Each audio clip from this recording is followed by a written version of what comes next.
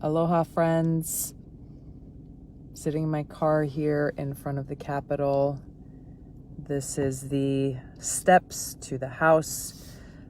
Directly up those steps through double doors is where the floor is, where we cast our votes.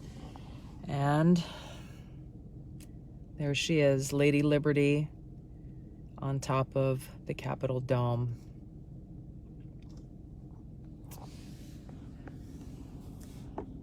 Every day that I'm here, I come here for work, and the specialness and the significance of this place is never lost on me. It's something that I grew to appreciate when I worked as a legislative aide for U.S. Senator Daniel K. Akaka from Hawaii, that this place is the people's house, and it is the people's work that must be the focus here.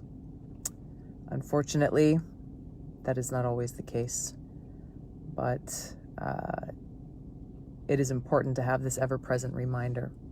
So here is what's going on today. For those of you who saw my last post, I left Hawaii. I get the days mixed up here because once you've been on a red-eye flight, man, things just get all screwed up. I left Hawaii very late on Wednesday night. The flight was scheduled to take off at 11:30. Ended up taking off at midnight. Landed, layover in San Francisco. Landed in Washington, D.C. around 5 p.m. Thursday, the next day. So, yeah, a little bit of time passed. About 12 hours from takeoff to landing. And then about an hour drive back to where we stay here in DC from the airport. And then today's Friday. So we came in this morning for the first round of votes around 10 o'clock for several hours. And I was able to leave for a couple hours. Got in a workout at home, took a shower, and had some dinner, and then came back here now, and we're on the second vote now of the evening, which is a procedural vote called a motion to recommit. I just saw a text message pop up saying voting is beginning now.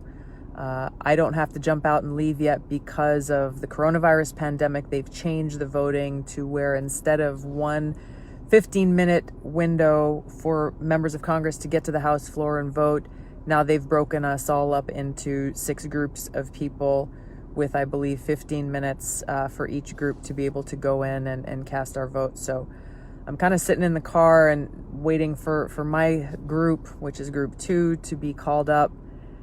Which will be in about 5 or 10 minutes, I think.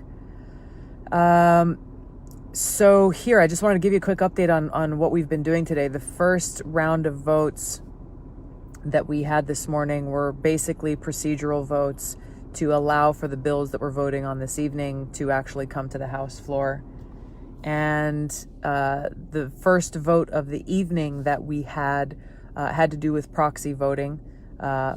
Some of you will disagree with me, but I think that this is an important thing to do in the midst of a public health crisis and a global pandemic, to be able to ensure both for votes on the House floor as well as for committee work, to be able to pass bills and amendments in the committee and then later to bring them to the House floor. It's important to make sure that for members of Congress who have compromised immune systems and don't have the option to get on an airplane without putting their lives at risk, or those who may have a loved one who is sick and they're unable to leave their home, or and are in isolation because of it, or those of us who live very, very far away, whether it's the West Coast or us out in Hawaii, where on a short notice call for votes, there aren't that many flights running. Most of the flights that I looked at, I was fortunate to get a flight that had 1 stopover. Most of the flights that I was looking at had 2 or 3 stops. And would have taken somewhere between 20 and 24 hours to get back to Washington. So in situations like that, it would have been impossible if we didn't have enough notice to go here and cast our vote. But our constituents deserve the right to make sure their voices are heard through their elected representatives.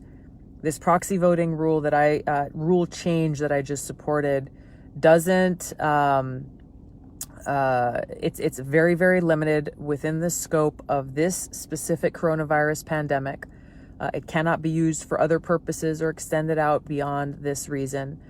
Every individual who is in a tough situation and would like to use this has to designate another member of Congress as their proxy to vote on their behalf, and in writing needs to provide this member of Congress with how they desire each vote to be cast, whether it's on a minor procedural vote or if it's on a substantive vote on a bill or a resolution. And this information is all turned over to the clerk of the House for posterity's sake and record keeping, and to make sure that that member of Congress's vote is cast in the way that they intended. Look, I think this is important to make sure that work is not delayed and that lives, both whether it's members of Congress or people back in their communities, are not unnecessarily put at risk when you have a situation where you not only have 435 people converging here in the Capitol all at once, from all different parts of the country, bringing whatever they're bringing with them, and then going back into their communities, having had this increased exposure, many of them having been on planes. My flights out here were packed. They were packed. There was no social distancing on either of the flights on my way here on Wednesday night and Thursday. There was no middle seat that was empty or anything like that. So knowing that, it'll put those who I may be around at higher risk. So I'm even here. I stay with my sister and her husband, and I'm quarantining myself downstairs and staying completely separate from them because I don't want to put them at risk. What we're voting on now, we'll be voting on here shortly, is the motion to recommit that has to do with the HEROES Act. The HEROES Act is going to be coming up next. It's going to be the last vote of the evening, probably in about an hour. And look, it is a massive, massive bill. It is a huge bill. And with these huge bills, it I think is 1,800 pages long. And I have a great staff, a great team, and we've spent really the last 48 hours working together to go through this section by section by section, reviewing every one of them. There are certainly things in this bill that should not be there at all, that deserve their own debate, that deserve their own standalone vote. These quote unquote Christmas tree bills that are passed, where they try to say, okay, well, we know this has to pass. It's got a lot of good stuff in it, so let's attach all this other stuff that wouldn't normally pass on its own. It's terrible, and it really undermines the integrity of this whole process. Unfortunately, that's the decision that we have here, and it's often a decision that we have to make, where do the pros outweigh the cons? Does the good in the bill outweigh the bad? I have 2 points that I want to make on this before I've got to run in and cast my vote.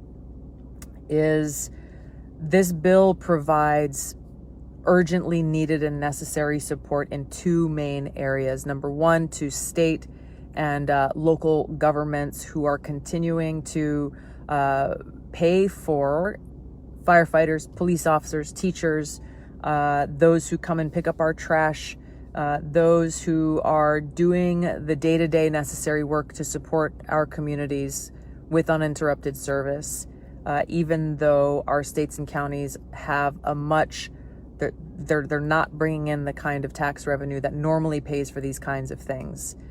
Same goes with a lot of our community health centers and care providers. So that's a major area that's really critical. The second thing is that's the main reason that I'm supporting this bill. The biggest problem with the bill, in my opinion, the other main area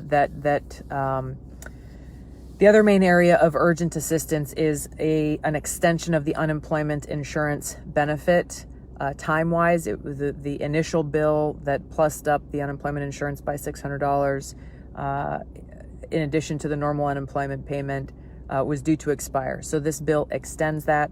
It also provides an additional one-time payment of $1,200 per individual.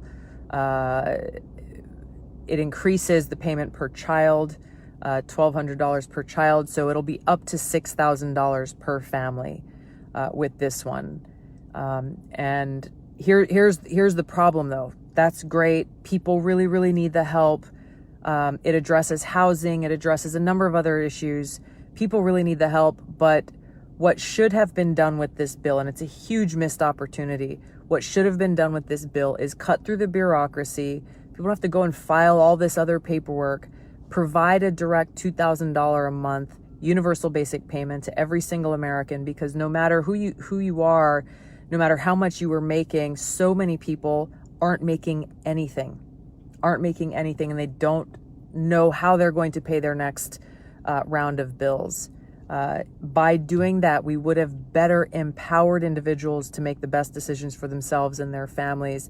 Once again, to be able to tide them over during this crisis and provide the kind of certainty and stability that people need.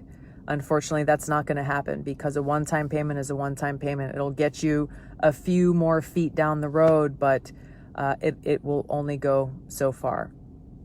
Those are the main issues here. Yes, Tom, the Senate's not going to take this bill up in its current form. That's very, very clear. What is going to have to happen are negotiations, and what we're hearing is that those negotiations, I don't know when they're going to start, but it's not likely that we will get a final negotiated bill until after Memorial Day.